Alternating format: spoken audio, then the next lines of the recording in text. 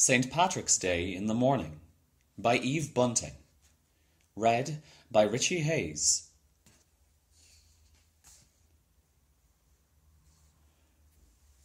Jamie wakened early and remembered that it was St. Patrick's Day.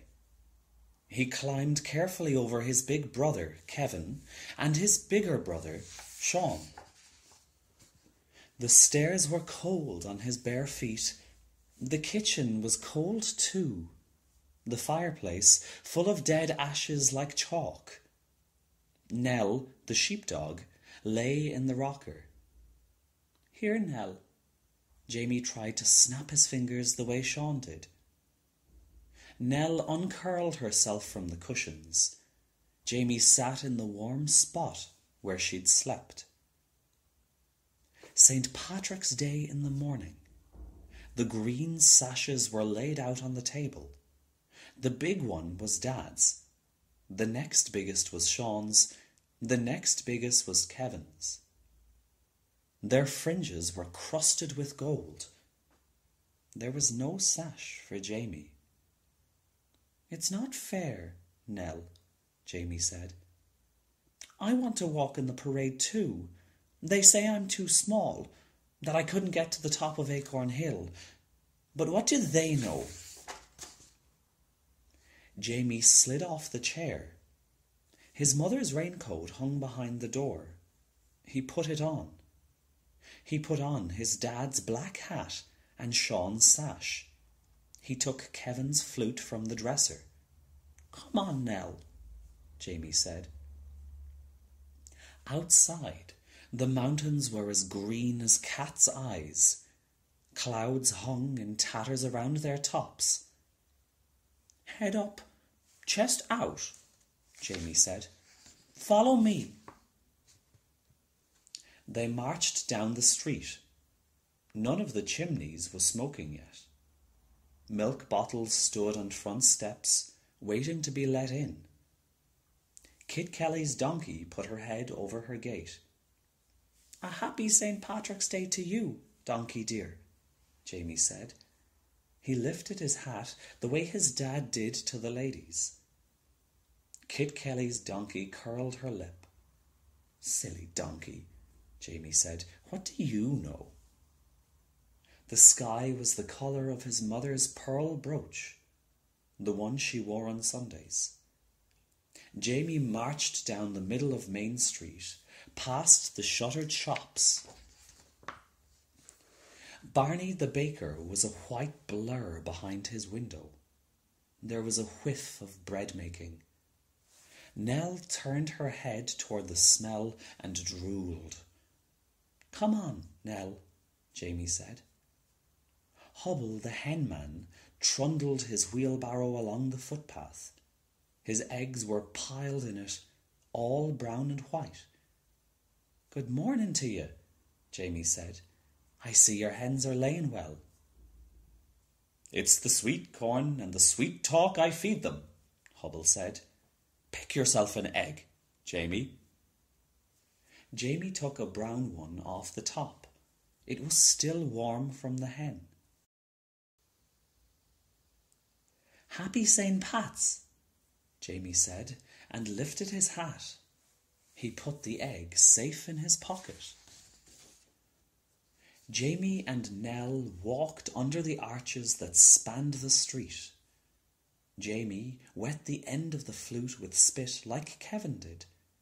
Then he blew on it, and oh, the sounds he made. He puffed his cheeks, his fingers danced across the windholes. Nell howled and put her tail down. Silly Nell, and what did she know? Mad old Mrs. Mulligan threw open her window and leaned out. "Save us all!" she yelled. "It's the terrible noise you're making, Jamie Donovan." She banged her window shut. That mad old Mrs. Mulligan, and what did she know? Mrs. Mulligan's big red rooster cock-a-doodled from the roof.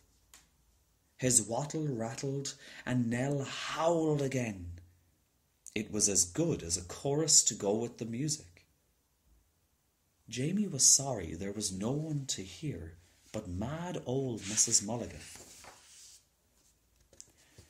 It was hard climbing up Acorn Hill with all Jamie's breath going into the music. He'd better save his strength for the marching. He put the flute over his shoulder and stepped out. Mrs. Sims of the halfway up sweet shop leaned on her half door. "You're the early ones," she said. "Come on in, Jamie. You likely could use some refreshments." Jamie's head came to the level of Mrs. Sims' counter. Bottles of ginger ale stood on it. When he looked through them, everything was orange. Mrs. Sims gave him a bottle all for himself. She gave him a bun with a cherry on the top, too. Nell let her tongue hang out and begged nicely. Mrs. Sims threw her 2 jelly beans. Jamie ate his bun. He put the ginger ale bottle in his other pocket, the one that wasn't carrying the egg. "Here's a wee flag for you too," Mrs. Sims said. "You can wave it a little later on, at the parade." Jamie sniffed. Mrs. Sims was nice, but what did she know? Wasn't this the parade? This very minute, and him in it. He took the flag anyway. "We'll have to be getting on, Mrs. Sims," he said. "We've a brave bit still to go." "Aye," Mrs. Sims said. "You'll be saving a good place for yourselves, for the watching." Jamie nodded. "Come on, Nell." The flute was getting awful heavy on Jamie's shoulder. He held the flag out in front of him. It was a very small flag, but it felt heavy too. "Don't be giving up now, Nell," Jamie puffed. "We're nearly there." They turned the sweep of Acorn Hill, and they were there. Jamie stopped. "Look, Nell." In front of them was the field where the bands would be and the stage for the Irish dancing. There was a green ribbon around the platform to keep the people off. Jamie crept under it. He sat right in the middle of the stage, and Nell lay beside him. The sun was coming up. Jamie took the cap off his ginger ale and drank. He poured some in his hand for Nell. "And all of them were saying I was too small," he said. "What do they know?" The sun jumped up like a firecracker from behind the mountain. "A happy St. Pat's to you, son," Jamie shouted. The words made a great shimmer of sound in the emptiness. Jamie pushed Nell's head from his knees and stood up. The last drop of ginger ale was gone from the bottle. He stuck the green and yellow flag in it. Then he put the bottle right in the middle of the stage. "See," he told Nell, "that means we were here first. We did it, no matter what they said. Now we can go home." It was easy going down Acorn Hill. There was nothing to it at all. The town was waking up. Some of the chimneys were smoking. The milk bottles had been let in, but Jamie's own house was still asleep. He opened the back door. The clock tick-tocked. The turf ashes lay in their white drifts. Jamie took off his mother's coat. He set Hubble's egg on the table. He climbed in the rocker, and Nell jumped beside him. He laid the flute across his knees and closed his eyes. Oh, the music he'd made! They'd not hear the likes of it all day. And wait till they saw the flag. The mystery of it. The wondering there'd be.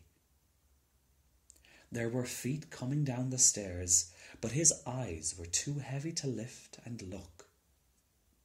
"Och, our Jamie," Kevin's voice was soft.